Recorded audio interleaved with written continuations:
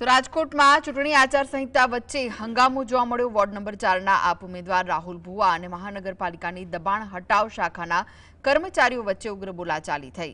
Vigilance ટીમે આમ આદમી પાર્ટીના બોર્ડ હટાવતા જ કાર્યકરો રોષે ભરાયા હતા। રાહુલ ભુવાએ અધિકારીને તમે ઓળખો છો હું કોણ છું કહી ધમકી આપતા મામલો બીચક્યો હતો। આચારસંહિતાના કડક અમલ વચ્ચે બનેલી આ ઘટનાનો વિડીયો અત્યારે સોશિયલ મીડિયા પર વાયરલ થઈ રહ્યો છે।